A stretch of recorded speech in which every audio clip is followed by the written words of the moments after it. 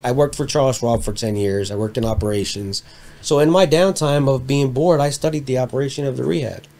And I was like, I could do this shit. I could do this shit really good. Yeah. I could help these people really good. So I decided to relocate to California, back home. Guys, welcome back to the TheFrameShiftPodcast. Today we got a really special guest. It's a little bit different than usual, but it's something that I've been meaning to do for a while. It's really important to me, and I know it's important to him too.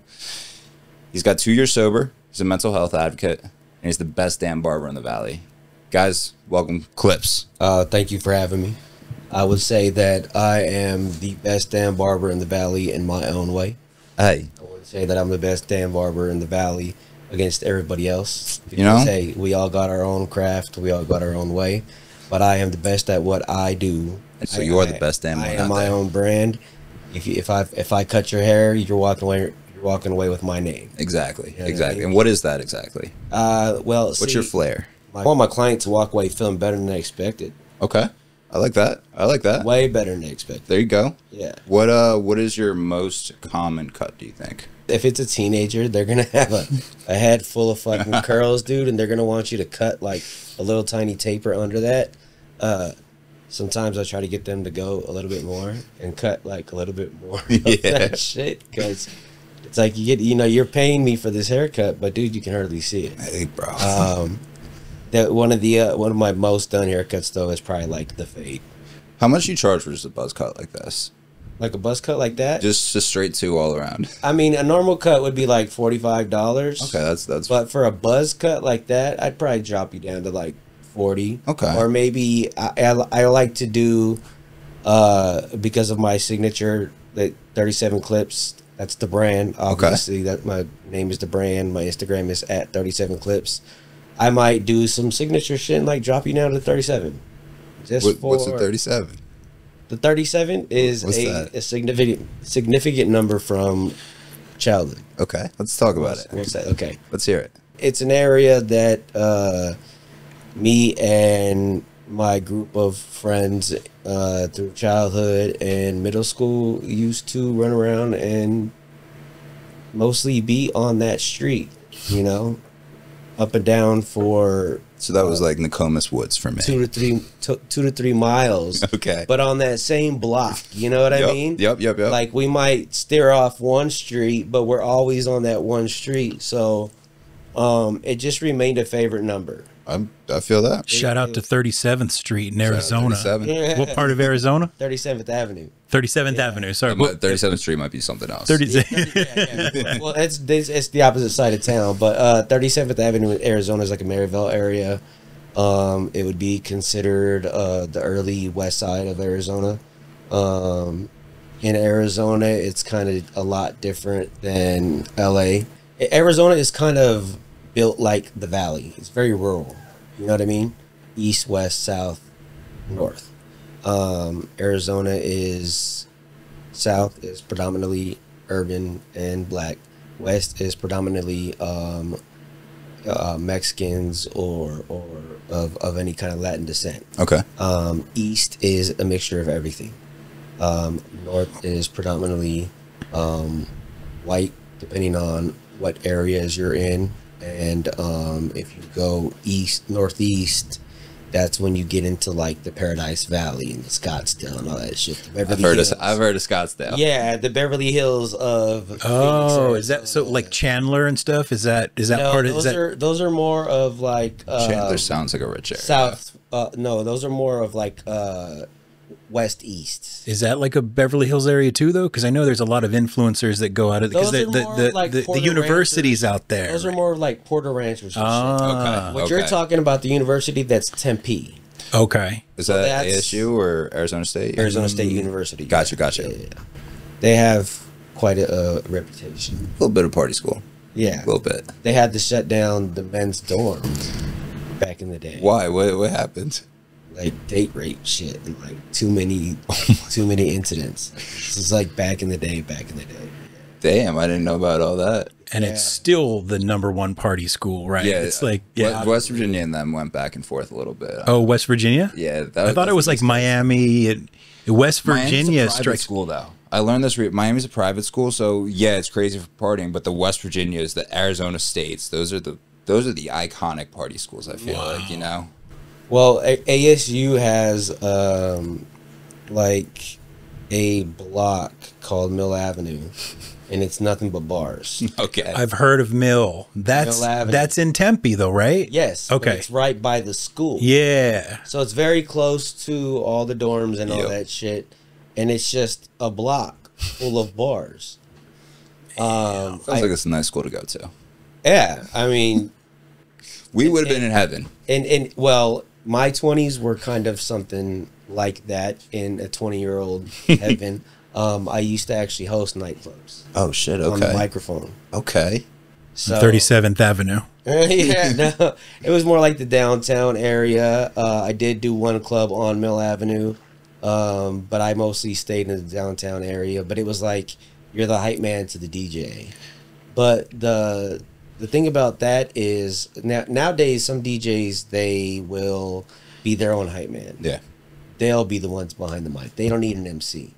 But my brother, I told him that I had interest in becoming an MC, and he took me under his wing. He's now the DJ of the UFC for almost 2 decades. That's a sick one. That's a sick position. Yeah. He went from, you know, can I DJ at your backyard party as a teenager to creating his own entertainment company that would be hired out by nightclubs and weddings and shit like that.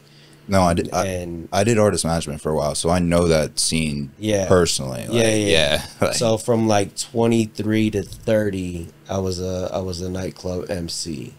So you could just imagine what that's like. No, like, that can get fun sometimes. I've been back home in LA since 2017, and I haven't stepped foot in one nightclub. I mean, I've never been a big nightclub person or anything like that, or unless I'm there for work, I don't go. But yeah, it was like that for me too. Yeah. Like I went there a couple of times when I wasn't on the mic. It's a waste of money. It's a waste of time. It's a waste of money. Like, well, I mean, even as an MC, you not get paid that much. You get paid. At least you're getting paid though. You get paid. You're not spending money to be there. You're getting paid to buy the outfits you need to look fly, the gas that you need, and you get an open bar tab. That's a good point. So you have expenses as well. So worth it. Point. You know what I mean? But when you're in your fucking 20s and you got a 9 to 5 and your bills are getting paid, you're getting paid to party. And you're the life of the party at that point. Yeah. Like, and you know, it's like, you know how women are. Any man with a position of power, you know, oh, you can get me on the list, or you can, I can hook you and your girls up with a it's a great position to be in. It was just fucking. Yeah. It was fun, but by the time I was like 29, I was burnt out. So you started. This comes from a little source of mine. Let's see if it's accurate. Mm-hmm. You started drugs at 13. You started doing drugs at 13. Yeah, little shit like drinking and marijuana. Yeah, smoking some weed. From the first time I touched alcohol, we didn't get along. Same. I'm just not a big. From the first time I drank it, I was in the bathtub throwing up. It's a love-hate relationship. I got you. But with alcohol, I'm one of those guys where if Josh says, "Hey, let's go out and have a couple of drinks tonight," what the fuck is a couple of drinks? Yeah. Why do I even waste my time on that? No, if I'm gonna drink, I'm gonna fucking drink. Addictive personality to the max. Yeah. Like, and if I wake up with a hangover, the first thing I'm grabbing is the bottle. cures it perfectly. And I'm taking 2 shots right away. I don't care if it's 7 a.m., 10 p.m. It doesn't matter. Yeah, no. I know exactly what you're This was back then, though. Yeah, right? back Not then. now. Yeah, like now, if Josh says, "Hey, let's go to the bar and have 2 drinks," you're like, let's do better things. Yeah, let's do better. Yeah. Yeah. Nowadays, if I'm gonna spend my time doing something, it's got to be worth it. Exactly. Well put. It's got to be for a reason, not just because. You know what I mean? Right. So what kind of drugs did you ultimately get into then? So when you were 13, it started with alcohol and weed, right? And so then how did it progress, and what went down? I mean, I was a pothead. We're talking about like blunts back when Swishers were a thing. Oh, I know the drill. You know, those White Owls from yeah. Yeah. Those 2-foot bong in my bedroom. Philadelphia? Like, You ever smoke Philadelphia? no. No? Okay. I have no love idea what that Philadelphia. is. Beautiful down stem system and a beautiful. But you gotta understand, this was weed back in like, if I'm this is like 1995, 19. Wait, how old are you? I'm 43. Yo, I would have said 33. I just turned 30 like a week ago. He never says that to me, so take that as a compliment. No, for real. Yeah, I just turned 43 on July 3rd. Okay. So we're talking about weed fucking, damn near 30 years ago. Yeah. Like, if I tried to touch the weed that they got out here now, I'd fucking probably be tweaking the fuck out and paranoid as shit. I mean, even just Jersey compared to, because I'm from Jersey originally. I just moved out here 4 years ago, drove across country, similar to how you said you got out here, Like, Yeah. the weed, I'm 10 years sober off all hard drugs, everything. I'm California sober, so I smoke weed still. But That's one thing that's funny to me. So go off. Whatever you want to call it. I'm not gonna. You guys can decide what it's called. I'm off of. No. And the only reason why it's funny to me is because, like, okay, so for example, I'm not an alcoholic. I haven't drank in 2 years, right? But if you put a drink in my hand, I turn into an alcoholic. Yeah. Right? That's the way I view it. Then I turn into an alcoholic. But if I'm 2 years sober, I'm not going to tell you I'm an alcoholic. But I will tell you that I don't drink, because if I do drink, I turn into an alcoholic. Okay. So my whole thing is, I think people, they created the term California sober. Yeah. Because they wanted to hang on to that title of sober. I'll be honest, I just use it as a term just because people understand it. For me, I'm the first one to say, no, I smoke. I do Zins. I take caffeine. Like, I'm the first one to be straight out about that. But, like, whatever. For me, I'm just like, I don't drink. Why Yeah. not? I don't drink because I don't. Honestly, I like that. I like that I a don't lot. drink because I just don't drink. I've had enough. And when I drink too much. It's not worth it. But see, I don't smoke weed though, but a lot of things, like, that's the only drug that's considered, I guess, quote unquote, okay, because it's got some medicinal value, right? So you can still be sober, but it's kind of okay to smoke weed. We can be honest also, though. People use it not for the medicinal uses. We can be honest about Right, it. of course. But the whole conception behind California sober is Trying to claim sober. trying to claim sobriety, because California sober is basically like if a heroin addict doesn't do heroin anymore but drinks a lot and smokes weed. Yeah, no, exactly. They can still claim sobriety. 100% That's right. what that Yeah. shit is. 100%. Yeah. It's like one of those things where now, like, trauma is a trend. Yeah. You know what I mean? Don't get me started on that. Trauma is a trend. Mm-hmm. But, and that's something that I wouldn't say bothers me, but it's like, is this really where we're at right now in life? Because I actually have trauma and PTSD. Yeah. And there's The actual shit. and You know what I everybody's- mean? That fucks you up sometimes. Yeah. You know what I mean? And then, like the shit that they're saying nowadays. But I mean, we can get started on. Yeah, that's a whole rabbit hole. We're on the same boat shit as that for that goes shit for sure. on Yeah. in the world, that's bullshit. But they even made trauma a trend. It's crazy. It's You know? crazy. But what were some of the drugs you got into? Were you more alcohol or drugs or both? So, I was more like smoking weed and drinking 40s Okay. back in like my teenage years. That's crazy to me. Is that just because did you fall into the wrong crowd, or did you? Well, where was that moment where What it led was? you to that? Yeah. Nothing led me to the point. I wasn't led to the streets. The streets were in my living. Okay. Let's just say that. No, I got you. You know what I mean? I come from a broken family, single mother who wasn't brought up properly, I guess you could say. Yeah. Who had her And did own issues. her best. Did her best while dealing with her own issues, manic depression, also addiction, stuff like that. So, long story short, my apartment was the apartment in the complex that had the hot girl that always liked to party. And I was the kid in the room that got checked on every few hours. I got you. So as you become 13, you know, you just go out to the living room. Hey, let me get a joint. All right, cool, here. Yeah. You know, would I go back and I'd change any of that? I don't think so, because I'm genuinely okay with the person that I am today, because it's made me the person that I am today. Of course. I feel like the things that I've went through, all those dark nights that I've overcame, all those mental and spiritual hells that I went through, made me the man that I am today. And Exactly. I think that makes me more stronger than the average citizen. You know what I mean? What the harder your hardships are, the stronger you become once you get through them. Yeah. It's about the bounce back. There are That's what I some always stories say. that you can share with the person, and it'd make the back of the skin crawl, and you haven't even gotten into most of the story. I know exactly what you mean. That kind of shit. Yeah. So you're spiritual, religious at all? I'm not religious. I don't believe in religion. I believe in relationship. I believe in relationship. Yeah. I don't think that there's. I respect everybody else's religious point of views. I'm not one to tell anybody how or what they need to do to get to heaven or hell, because I don't know. Yeah.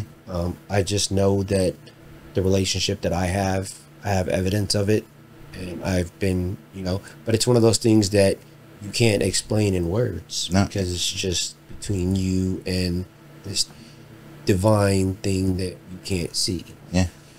So at that point, shortly after, let's just say that when 9/11 happened, I was at the end of my relationship with meth, that I was in such a deep sleep that I woke up and I'm looking at the TV, and I'm in such a deep sleep that my mind, when I wake up and I'm looking at the TV, I can't even comprehend the fact that there's fucking so many people in that building dying.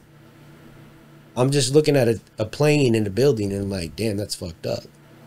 But not actually Not even realizing, fully comprehending the whole situation. comprehending what's going on, you know? I got a question. Yeah. Are you in NA, AA? No. Did you? That's same here. It was too I cultish don't- for me. I don't like that shit, because I'll tell you why. Okay? If you're trying to get over a girlfriend, why the fuck are me and you gonna sit here and talk about her every day? That's a great way to put it. That is a great way to put it. Makes too much sense. Yeah. So if I'm trying to get over my past, why the fuck am I gonna tell you about my past every day? Yeah. And then it becomes a competition about, well, no, I did drugs way worse than you, and I These motherfuckers turned into a competition that I went way more hardcore. I died 4 times. I died 7 times, and they brought me back to life. And I'm like, yeah, Did you hear yourself? yeah. That kind of stuff is like for the person who doesn't have it in them to think for themselves, They're trying to be cool. or you know, like it's a transfer of codependence. So let's transfer the codependency from alcohol and drugs to meeting in these rooms every week. Mhm. You know? So in 2020, then this is your last stint then, right? You're on Percocets, you're drinking, which can't be good. That leads you into a rehab here, a famous rehab in California then, right? That's where you kind of turn everything around? No, so we'll rewind a little bit, because that's so Working our way up to that. in 2017, I would say 2015, 16, I went through a divorce. And because when I turned 30, I was done with the clubs and all that shit. I started a family back in Arizona. Okay. I got married. My ex-wife gave me a beautiful daughter. Unfortunately, all the stuff the undealt with shit from childhood was still within me. So how do you create a foundation on a broken platform? Yeah. You can't do it, right? So that's the best way that I can describe it. So I got a question, because for myself, the perks, any downer, the perks and the heroin specifically, but perks especially, I always said it made me okay with being depressed, with being at the, like, it made me feel okay with what I was doing. Like, you know what I'm trying to say? Like, Yeah. Is that what alcohol did for you as well? Because I never did alcohol, like, really at all. It didn't make me feel okay with what was going on. It made me feel good at the moment. Okay. I gotcha. Alcohol is really depressing. Yeah. That a lot of people don't know. There's also a slows your reason why nervous they call it system down. spirits. Wait, tell me that. Well, if you think about it, go out for one night, drink straight vodka. Go out for one night, drink straight whiskey. Go out for one night and mix all kinds of shit. It's gonna bring out three different versions. This is true. This is true. This is very true. This is, you know, you're gonna end up a different person by the end of the night. Oh, that's sure. yeah. Yeah.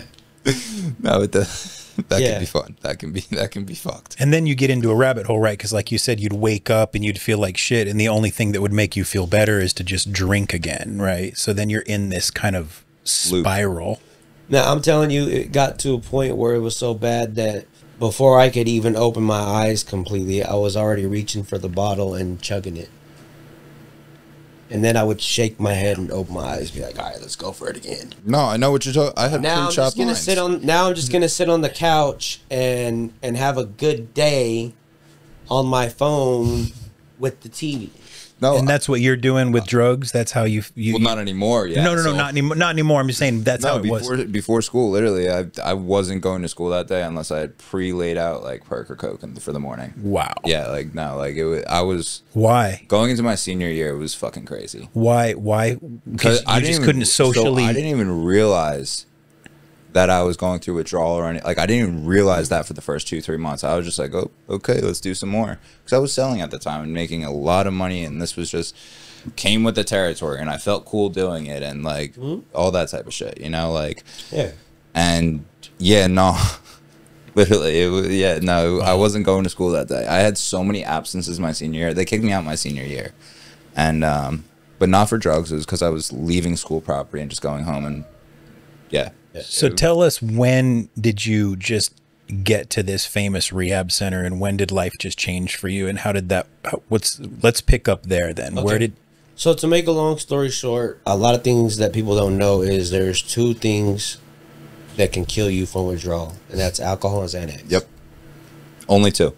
Those two things, if you don't get medical attention to detox off of alcohol or Xanax when you're withdrawing, you can have a heart attack and a seizure, and possibly both. Yeah. And die.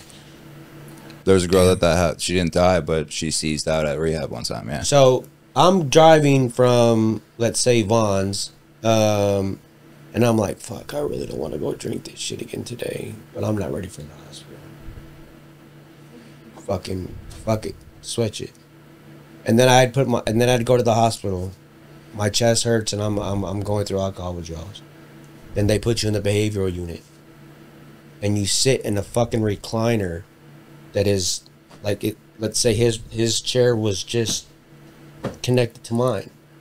And there's like 5 in a row, and you got fucking paper towel scrubs on, and you're going through it, and they're giving you just enough medication to not have a seizure, and just enough medication to not have a heart attack, but not make you feel good. You mean, so by not drinking is how you can have the heart attack? And because it just if you seizes get the to a body point where your body has physical dependency on Xanax or alcohol, and you're going through withdrawals, wow, those are the only two. you can die. So I for never knew anybody that. that hears this and thinks about cold turkey, You can't. go to the hospital. Medical insurance, who gives a fuck? They'll figure it out. Don't die. Yeah. Wow. Now, having withdrawals from opiates, That's I've been told makes you want to feel like you kill yourself. Yeah, but it's not physically going to kill you. But it's not physically going to kill you. You're just gonna shit on yourself, throw up, and feel like shit. Sweat for like a motherfucker. A long time. Wow, I never knew that. And so I reached out to a cousin out here that I knew ran one of those fancy Malibu rehabs. And it was almost like my last will to live. Yeah, that last sent a message on Instagram that I didn't have really a relationship with this person. I just said, "Hey, I know what you do for work, but I've been going through it and I'm scared. Can you please help me?" Within 24 hours, by the next day, she had me on the phone doing the intake process. She got me a bus ticket. Fast forward, I get to this fancy rehab. I did 48 days inpatient. And that's when I decided that I went from severely depressed to almost to the point where they were going to hold me against my own will. Should I be going a little bit longer? Like it was like a subconscious suicide. Yeah. Oh, okay. Is the way they were viewing it. The behavior of that year was like a subconscious suicide. Mm-hmm. So, in 48 days, I went from that to medium. So then I decided that I worked for Charles Schwab for 10 years. I worked in operations. So in my downtime of being bored, I studied the operation of the rehab. And I was like, I could do this shit. I could do this shit really good. Yeah. I could help these people really good, you know? So I decided to relocate to California, back home, with the blessing of my children's mother. I said, I'm going to do this.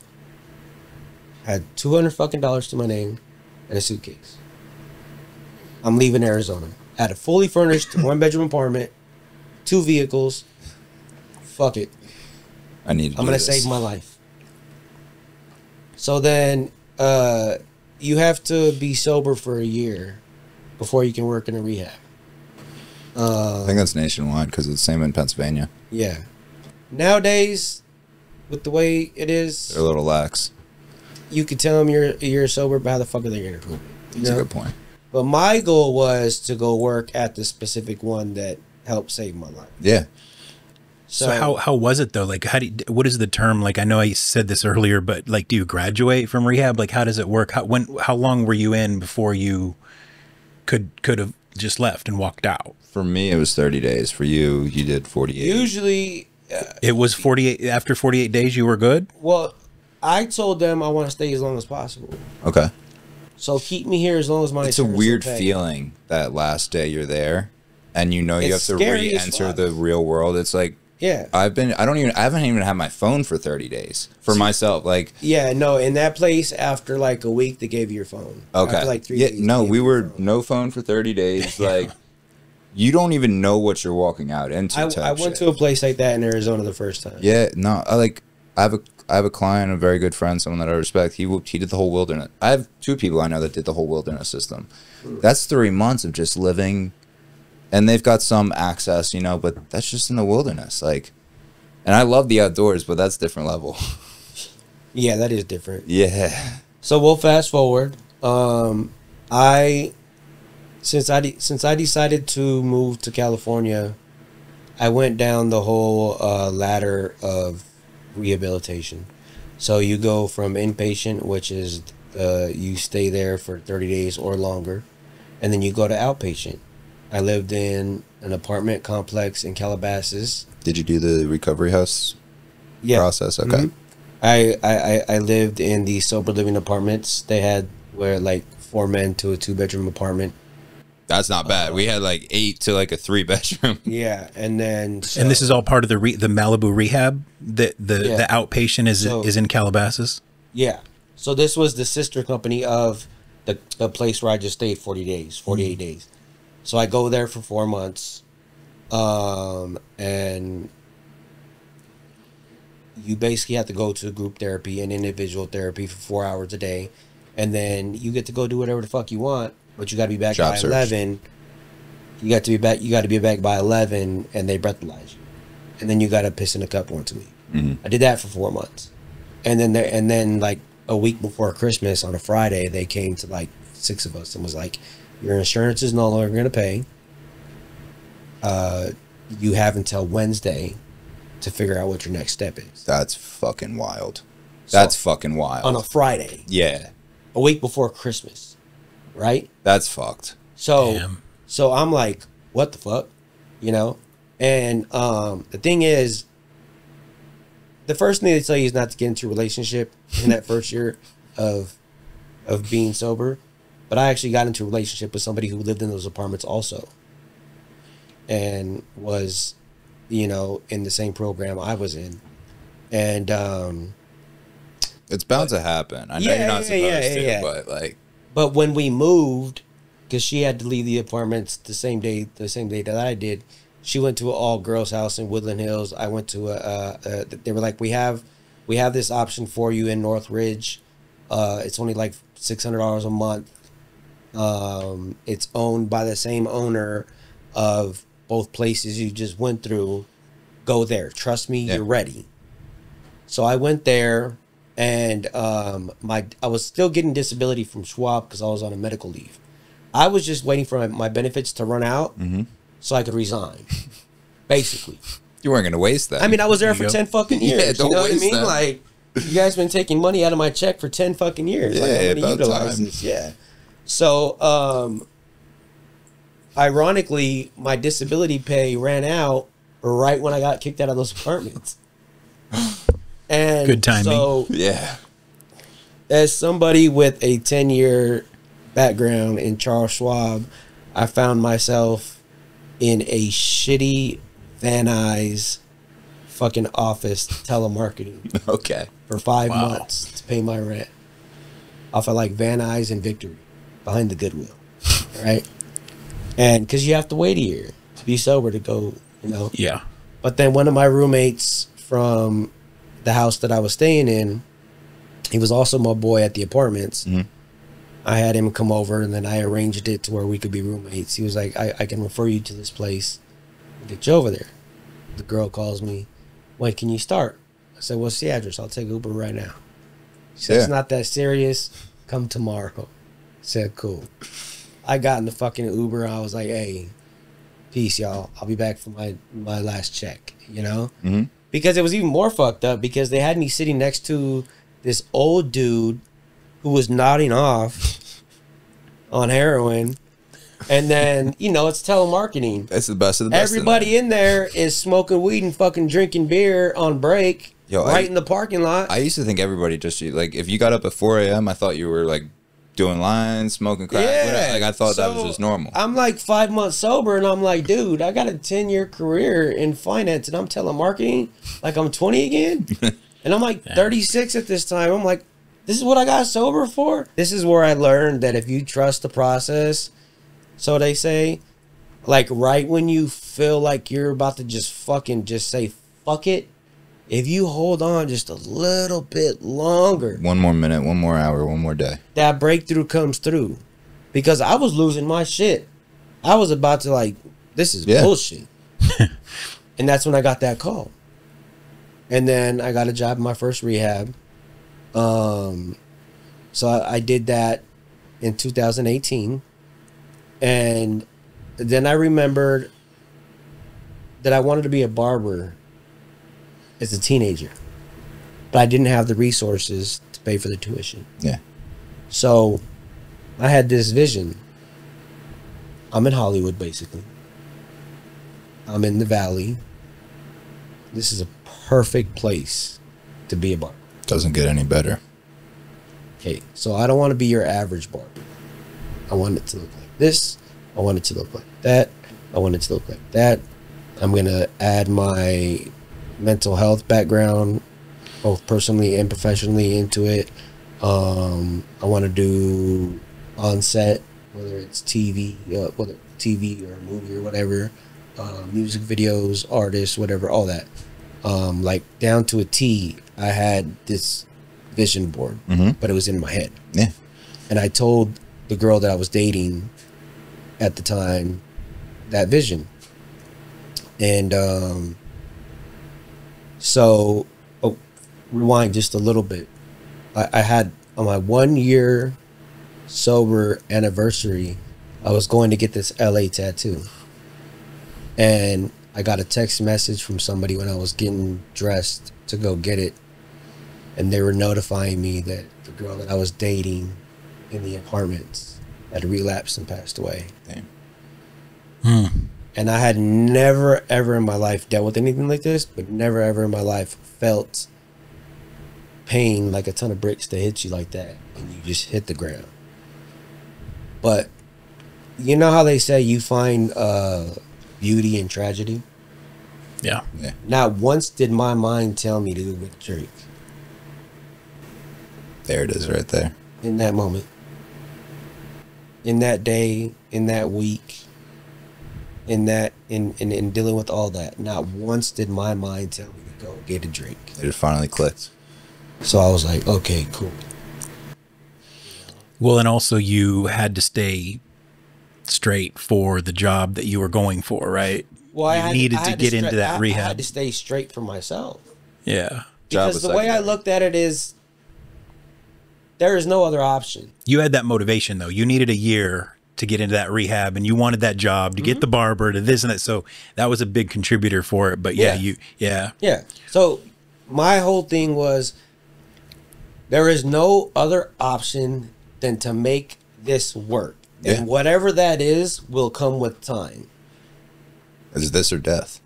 Exactly. Literally. Like, Exactly. I know it's a corny saying in NA, but it is. No, it is the truth.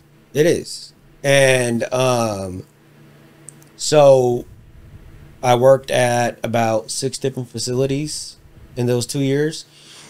But I asked the owners, hey, can I cut the client's hair? I mean, we come off the streets or from wherever we come from, and the last thing we're doing is maintaining our hair.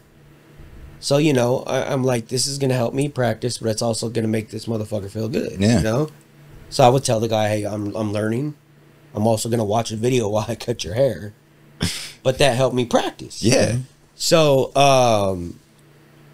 and then I got an opportunity to go work at the rehab that I went to, that my cousin ran.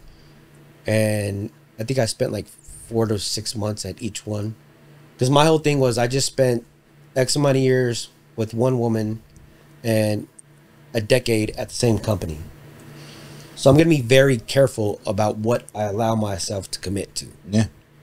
Business, friendship, intimate, whatever it is. Like, if there's a red flag, if there's something I don't like, it's fucking gone. Yeah, no, I feel that. Because at that point, it was like your peace, your inner peace, your mindset.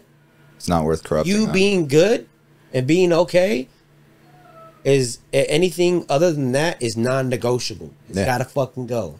Doesn't matter who it is. And then I realized I had grown up as a people pleaser. So I had to learn how to say no. And that was one of the hardest things. I wonder if that's because I have that trait as well. So I wonder if that's just a common thing for addict behavior.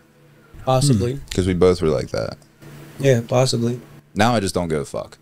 Now it's like... And that's the thing. Because you can't. Yeah, exactly. Because you can't give a fuck. Yeah. Why can't you give a fuck, though? Because you come first. It's not worth sacrificing. No. It's just not worth it. No.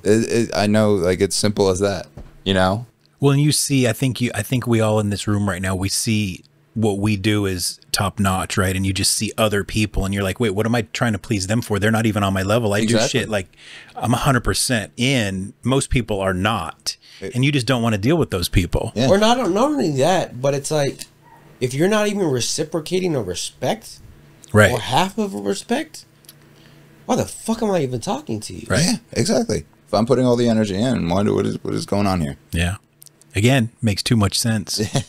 And if you're trying to insult me, take advantage of me, play me for a fool, insult my intelligence, and all kinds of other shit at the same time, you're lucky Why are we sitting here? that I don't just fucking take the other route. Yeah, exactly. You know what I mean? Exactly. Instead of just peacefully saying, get the fuck out of here, I'm not going to deal with you no more. So I want to touch on something real quick. You brought up the IOP and the recovery house and all that. Mm-hmm. I know on the East Coast, especially in Florida and Pennsylvania, I did my I relapsed, but my initial recovery phase was in Pennsylvania. I did the recovery house, I did IOP, I did all that shit, you know? There's a weird link between the rehab you go to, the recovery house, and then the IOP. Is it the same out here where it's just one big Ponzi scheme or I don't know, the Ponzi scheme the right term? One big scheme, we'll put it that way. There is a contracts with this one to that one. There is a human trafficking. Yes. It's really bad directly trafficking in Florida. Really bad. It's really bad out here too. Yeah. So let me hear it. There is I know of a guy that owns a hotel, the lab to do the fucking piss test, each level of treatment, detox, residential, IOP, and they also have 420 sober livings now. Yeah. So wait, you're saying we weren't that even allowed to smoke cigarettes for the first 2 weeks at our recovery houses. This is interesting though here. Wait, are you trying to say there's just a loop then? So like when they graduate from a rehab center. Why do you think he was kicked out the way he was? Wait, so yeah, right? It's because once insurance cuts you off, they put you on the steps. And then you're back in the circle. But how do they get you back in the circle? So nature. It really depends. It depends on the person, because in some ways, like, are these people owning the bars too, and then they're like funneling you to the bar? No. I wouldn't put it past some of them. There are individuals that will walk up to a kid that they know is naive and doesn't know shit, and is still a kid, and say, "Hey, I'll give you $2,000 if you go get high as shit for 3 days and go back to rehab for 30 days. Whoa. I would not have turned that down back in the day. And that person that offers that person $2,000 probably gets paid about 10 to 15 by the treatment center. So it's not even just nature, it's actual pushing. Mm-hmm. So that when you say human trafficking, this is like the rehab version. This is human trafficking rehab edition. Think about this. It's thousands of dollars per day in that rehab. Insurance covers it hopefully. It's up to 60 to 80 grand a month. Yeah, exactly. If they got good insurance. Exactly. And insurance doesn't see the looping of the same person. Well, they want them. They keep people on the loop so that they can keep charging. They also start to crack down on it. Like the insurance company, the insurance companies are also starting to crack down on all hustles across the board, whether it be like the fires out here and shit like that, or traffic collisions and shit like that. Their insurance companies the insurance companies they're just catching up to shit. Wait, so like what Alec just said though, now I'm thinking from what you're saying that the owner of the rehab center is in on it, like this scheme, right? But are they somehow looped in with the insurance company? Is it even an even bigger thing? I think those are separate. Those are separate. Those are separate, because no way, no fucking how that would be wild. Would the insurance pay? No. Especially not the dollar amounts that they're paying. That's where the buck stops at. The buck stops at the insurance company. It's between the individual getting the person and the rehab center. Yeah. It's crazy. Wow. It is so much. I can only speak on the East Coast, but it is a crazy circle. And then they'll start shipping them from Pennsylvania and say, go to this rehab in Florida. That's a huge thing.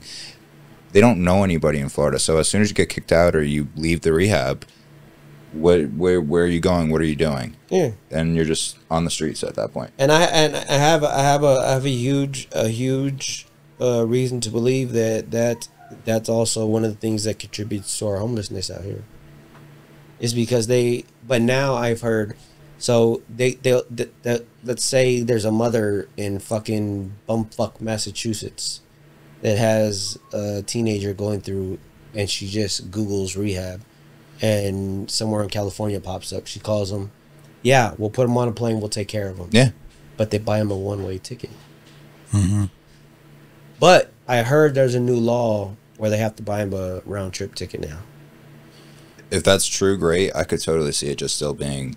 I could totally see it not being true. Yeah. I would really hope to God that it is true. I would hope so as well. That it is a thing where they have to buy round trip tickets, but yeah, that's how people get stuck in here, and that's why I told you to watch that movie. What movie? It's called Body Brokers. Tell me about it. So basically, it shows exactly what we just talked about. Okay. Even down to the T where there's a guy in bumfuck Idaho who runs into a couple of teenagers and asks them if they're hungry. And then to ask them if they've ever seen the beach. I'm going to have to check this and out. shit like that. Yeah. And then the owner of the facility, the head honcho, is talking to everybody, getting them all hyped up and clapping. But you know how in movies they speak in the background? Yeah. Out of Narration, yeah. Narration. He says, our job is to teach them how to live a good life, but not enough to where they won't need to come back. Yeah. It's the same as the pharmaceutical companies. Wow. It's the same as... It sounds like they can use this scheme for the homeless and get the streets cleaned up, actually. Is that weird to say? Like, what am I Expand on missing? that. I don't want to condemn you this quickly. Expand on that. I mean, a lot of homeless don't really want to get housed because they want to stay homeless, I guess. But I'm sure there's people who would disagree with me. But can't you just get the homeless people on the system and get them into a rehab center? It gets them off the streets. It gets them into their. Well, no, there are places. Someone's got to pay for it too. Well, that's insurance. There are places that homeless. No, there are places that are for senior citizens that are assisted livings that do help people get off the streets that just have straight like Medi-Cal and stuff like that. Do a lot of homeless people have health insurance or Medi-Cal or? Yeah, they're on the system, so I believe they do. So they're getting like food stamps and shit like that. Okay, I didn't even realize that. So yeah. Do you know anything about Suboxone or like it's called something else now? I think, but they have Subutex, which is a pill form, and Suboxone, which is a film. So I was on Suboxone. This is fucking crazy. Mm-hmm. The prescribing doctor's office, IOP, right next to each other. Okay. Mm-hmm. Supposedly they work together all the time. Mm-hmm. They prescribe me Suboxone. I obviously piss hot and IOP. IOP then kicks me out. What's IOP for people listening? Outpatient. Yeah. That's like intensive outpatient. Okay. Yeah. Yeah. That's what I described as when I lived in the apartments and I had to go to the okay. IOP. Okay. So they prescribed it to me. I get kicked out. And that was a huge start for me to get back right in. Because the Suboxone is a controlled substance. Yes, exactly. But that's a fuck up on their end. The prescribing doctor who apparently works with this right next door works with them all the time, apparently. And that was a question I asked directly, like, aren't I gonna, like, isn't this gonna get me kicked out? Oh no, you're good. It's crazy. But wait, they don't want you kicked out though, right? Isn't that what we were just talking about with the loop? I was finishing up with IOP at that point. So I was about to just, go back and live with my mom. The thing about it is, like he was finishing up with it. His insurance was probably about to stop paying, and they were just like, fuck, get him out of here now. Yeah. And I'll say this. The people at Malvern were amazing. It was literally like some farmhouse. Like the actual rehab was like some farmhouse in the middle of Pennsylvania. Like it wasn't luxurious by any extent, but it was very simple and nice and comfortable in a sense, as you know. So I love them. I'd love to go back and visit them sometime. But I don't think rehab actually gets you clean. That switch has to be flipped in your head. No, it's not rehab. Rehab gives you a chance. Yes, they provide tools that you can use. They give you a chance to get clean and to get your shit straight. But like I said, when I came out here, I looked at myself in the mirror and I said, you have no other fucking choice. And there's no other option for you but to make this fucking work, because you are capable of creating an amazing fucking life. So do that. Did you ever have a sponsor before? So I did like for a month. When I was living in the sober living house in Northridge after the apartments in Calabasas, I stayed there for 10 months till I got on my feet enough to move out.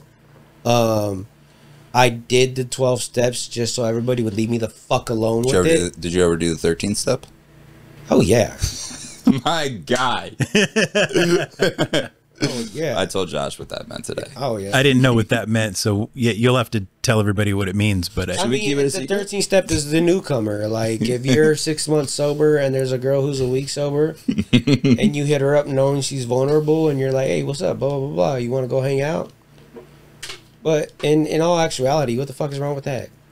You know what I mean? yeah, Because there's people in that room doing way worse. Way worse. Those people. The thing about that, and I'll say this fucking freely. I don't give a fuck.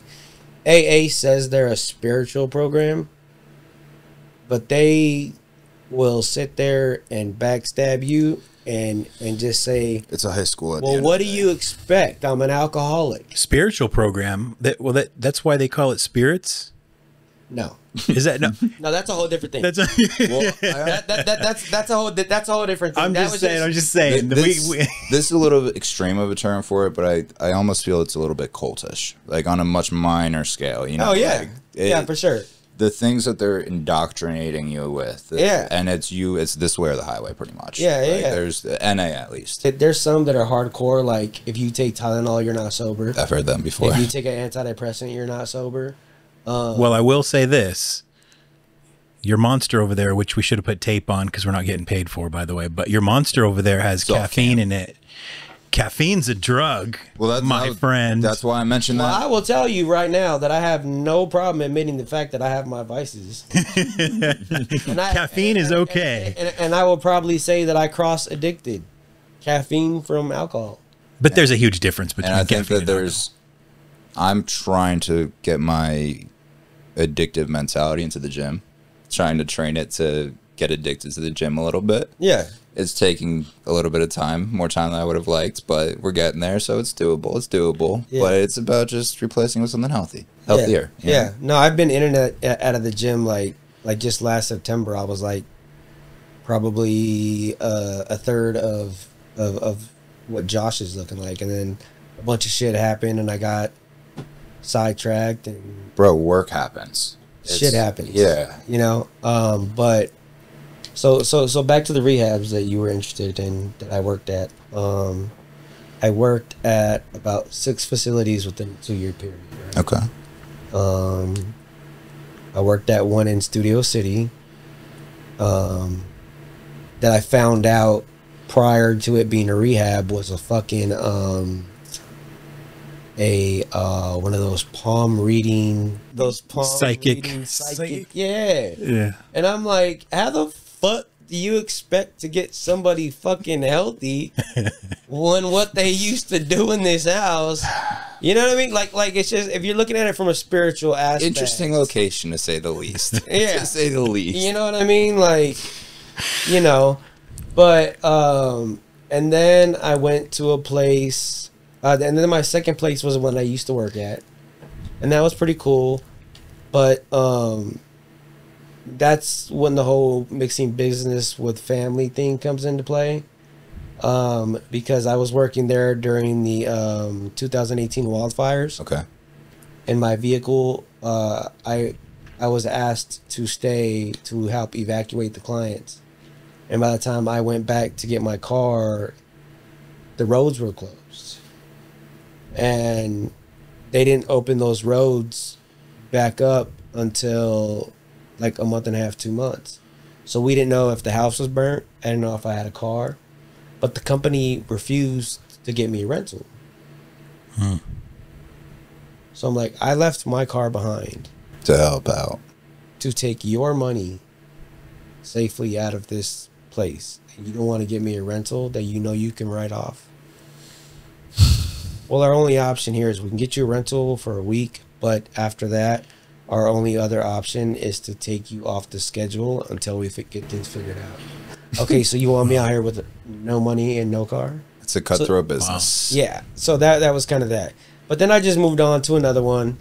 I got to work at one out here in Hollywood, in between Sunset and Hollywood Boulevard on Gower Street. Okay. Right behind Roscoe's. That's right around the corner from here. Oh yeah, there's like a studio over there too. Yeah, that's across Gower Studios is right across the street. So what it was it was 4 houses that was owned by a family. And what they did was they knocked down all the property walls and made it like a huge mini compound, which was pretty dope. Mm-hmm. I worked there for about 5 months. That was cool. And then I went to work at another one in Tarzana. And then I worked at one in Malibu. Pat, this is like the biggest one that I worked at. It's just past Zuma Beach. I forget what the name of that street is. I think it's like Beach something Boulevard or something like that. Like right past the market. But that was a celebrity rehab. Okay. So basically... Is that Pax's place? Hmm? Is that Pax's place? No, I know what you're talking about. Yeah, that fucking guy. That fucking guy. The face of recovery right there. Yeah. The guy on the commercials who also became a client. You could never. That was so perfect. The guy on the commercials who also became a client. I was an addict, and now I'm not. Yeah, exactly. Yeah, that's funny. No, but this place was pretty cool. It was 2 5-story houses next to each other, from the ground down to the sand. That was pretty cool. amazing. Yeah. And so you've seen a lot. You've been around a lot of celebrities that I'm sure you can't talk about. What is your winding down? I know we're wrapping up here, but what is your craziest story? You don't have to name names, but one of the craziest stories you've had in a rehab with one of your famous people, but you don't have to name the name, just the story.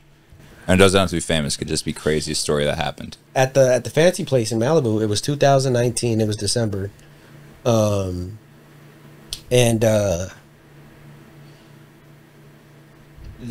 high profile celebrity, amazing person. I became friends with this person. If I told you the name, it would blow you away. Very, very, very amazing person. Just happened to be the person to bring COVID to the facility before we knew what COVID was. Wait. In December of 2019. One by one, each employee goes down. You know what I mean? And I caught it, and I was down for like 2 weeks. And then I had got another job offer in Woodland Hills that paid the same by the person who gave me the job, my first rehab job. And I was like, great, I'm there, you know? So that was the last rehab that I worked at. And then, so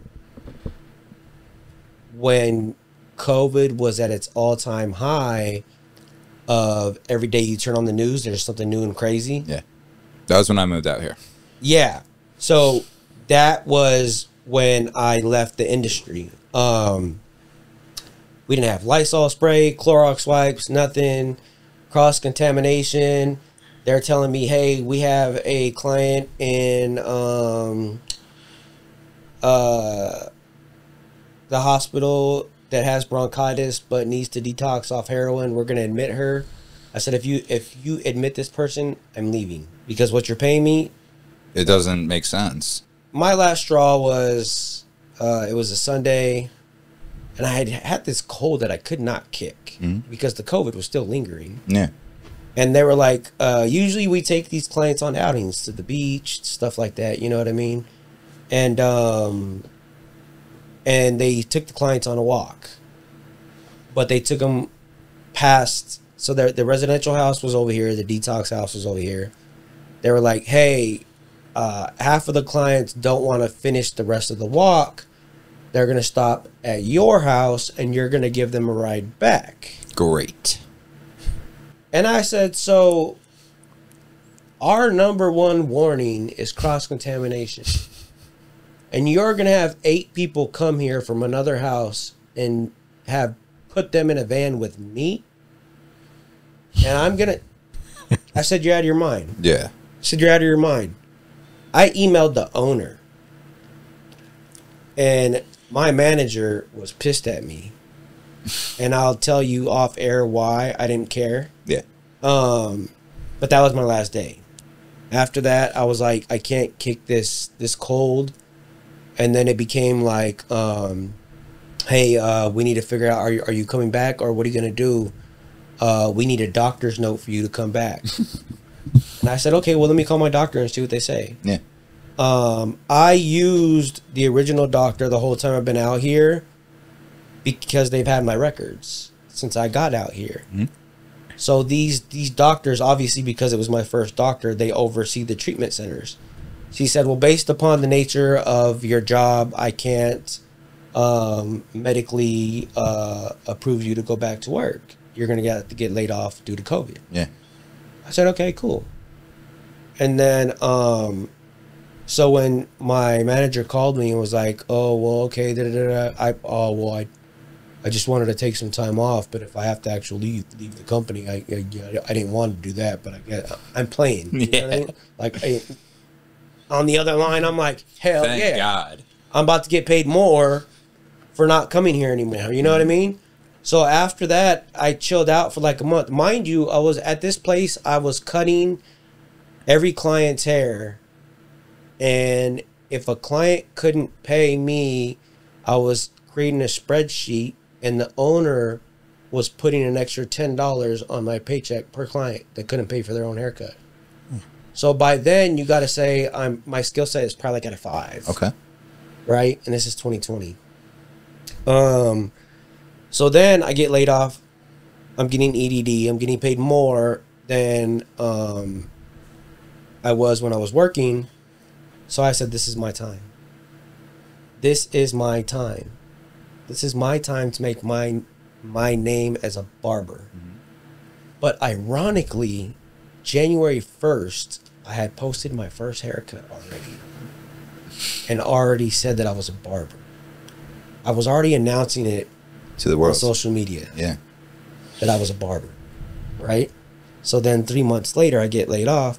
So with that, what I did was I'm blessed enough to where I'm the only one that uses the garage where I rent a room at. I created half the garage into a barbershop. I had 3 chairs. I had a big screen TV. I decorated the walls. I had a whole cabinet. And I started reaching out to everybody on social media. I was doing house calls in West Covina, house calls in downtown LA, charging $50, $25. Just get your name out there. Yeah. One weekend, I went to a friend's house, and the whole family came on a Saturday, and then they asked me to come back the next day, and I was like, yeah, cool. I can do this all day. So during COVID is when I really made a name for myself as a barber, because established barbers were charging people $150, $250 for that COVID risk. But me, I was like, I don't care. I just need more clipper time. Yeah. So at that point, people are coming to my garage. Then I'm getting word of mouth. Then I'm having neighbors come, stuff like that. And then the Department of Rehabilitation, if you have been a client or a worker or have a diagnosis of like depression or anything like that, they will pay for you to go to school. Damn. And they will buy you everything you need. As long as whoever your instructor or teacher is signs off on it. Right. So my tuition got paid for me to get my license. My equipment got paid for by the Department of Rehab. I took it, and I look at COVID as a make it or break it type thing for people. And now you're at probably one of the best barbershops I've ever seen. Nope, he is the best in the valley. Like, no, the actual shop. You have to have him describe the shop I'll to come you. by sometime. No, so you gonna give me a nice the shop. It's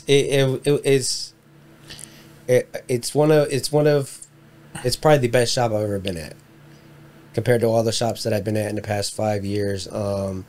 There's a pool table, great vibes, great team. Beer taps. We give a beer on the house. Shit. Okay. When you're getting a haircut, And no, I don't have a problem serving my client a beer. But it's aesthetically, it's amazing. It's called The Classic Man. It's in Van Nuys. We're going to link it in the description, address and everything, social media is all that. My Instagram is at 37 clips. You want to hit them with some motivation shit or some So, educational stuff, whatever you want to do. The reason why I wanted to share all that was because if you rewind to 2017, I left behind a fully furnished one-bedroom apartment with 2 cars, right? Came here with my last $200 to my name, completely broken, confused, really didn't even know who I was. Yeah. Didn't really know who I was. And through therapy, but by doing therapy the right way. And I mean, if you're doing therapy and your mind is saying, well, tell her about that thing or tell him about that one thing, and you're like, no, I don't want to fucking share that. That's probably the one thing you should fucking share. Because the second time I had to go back, I shared that one thing that I didn't share the first time. And that's when I learned I had PTSD. But they say, you know, Hollywood is the place that, you know, kills dreams, right? But they say if you can come here and make something out of yourself, then you can go anywhere in the world and do something. I completely agree with that. Completely agree with that. Now, don't get me wrong. I still have my bad days. Oh, yeah. I have days where I wake up and I don't want to do shit. I don't want to get out of bed. I don't want to talk to people. The last thing I want to do is smile at somebody who's coming in and excited to see me. Sometimes I feel that way. Yeah. But the fact of the matter is, life doesn't give a fuck about how you feel. You just got to do it. And also, too, don't be too proud to admit that you have a problem. Because every problem has a solution. Yeah. No, that's a great way to put it. And a problem isn't always necessarily a negative thing. And problems are solvable. Problems are solvable. And I want to say everything that I've went through from childhood to this day now has made me a man that I wouldn't ever think that I would become. Yeah, and without everything you went through, you wouldn't have become this. Right. You know, you need that path to get to the place you're at. Yeah. Same with myself, same with Josh, you know. And if you apply yourself and never give up and stick to it and have a mind of your own, by all means, have 5 different resources of help. But what I do is I could take one little chunk from AA. I could take one little chunk from a motivational speaker I fucking hear on Instagram. I could take one little chunk from here, one little chunk from there, this, that, and that. It's basically like ingredients to a pasta or a soup. I say I do the exact same thing. What I say is I learn the best part. So for social media content, I learn what this person did well and what they did wrong. With this person, you know, same thing. And then, okay, we're going to combine. We're going to use exactly what works best, and we're going to apply it to what we need to. Right. Yeah. But by all means, 2 major things that I make sure that I have to catch myself from doing is comparison. Comparing myself to another man. Damn, he's got this much money and he's got this and this and that. Da, da, da, da. Well, yeah, fucking 10 years ago, I had a 2-story house and 3 cars parked, you know, and a family and all that too. And I've had that, and I've had this, and you know, got into my first car accident 4 months ago, totaled a car that I liked very much, but things are replaceable, but your life and your health are not. Literally. And don't ever be too proud to tell somebody that you trust that you need to talk about something. Yeah. Great way to. That's a great thing to say. Really appreciated this thank conversation. you for coming on. This has been an episode that I've been looking forward to immensely because I've never really. There's no one that I know that like a buddy of mine. We can talk about stuff like this. He went through something similar. He did a whole wilderness, program. He's one of those people. But this was one of the first times where like we really connected on a lot of these things, and I understood everything you were saying, and this was a really good conversation. Oh, well, and it was saying it was an honor. Thank you guys for having the opportunity to just come and speak to something that will show up on people's feed, and if one person gets helped, thank God. That's all. I didn't waste my time. I'm not afraid to say that I struggle sometimes. Mm-hmm. I'm not afraid to say that I doubt myself. I'm not afraid to say that I have problems. And it's all about how you respond to those things. I'm a fucking human. Exactly. You know what I mean? Exactly. One thing that I'll say as the last thing is that when you set your mind to something, if you're really serious about it and you want to do it, like for me, like I said, mental peace, inner peace is non-negotiable. I've had to cut off people that I really cared about in order to make sure that I never go back to those places that I was at. Yeah. Take yourself back down. Keep yourself up. And that's a tough part. That's a tough part of taking care of yourself. As we grow up as children, we're either parented or we're not. But as adults, we have to parent ourselves. Yeah. There is no one. There's no fucking manual to any of this shit. No. But I will say that the stigma that is upon all this shit that we talked about today, nobody understands each other like you and I. It's so true. That I've been through it. It's so true. And I used to look at it as a weakness. But now I kind of look at it as a superpower. I 1,000,000% agree. 1,000,000%. Because I'm like, you know what? I can withstand so much more shit than that motherfucker that's judging me. Mm-hmm. For what I did and what I went through and, Coming from the brink of death to the heights to where you're going to all of it. And I've had ups and downs and slips and falls and relapses and, human experience. Let people down and all that. But you know what? Every day is a new day, a new beginning, a fresh start, and every little thing that you do today is going to help your tomorrow. Exactly. Well said. Well put. Thank you guys for having me again. Where can they find you at? And we're going to link it all down below too. Instagram at 37clips. Clips, my guy. We're going to have to do this again too. I'm down. We're definitely doing this again. Like you were saying. I'm down. Guys, it's been another great episode of the Frame Shift Podcast.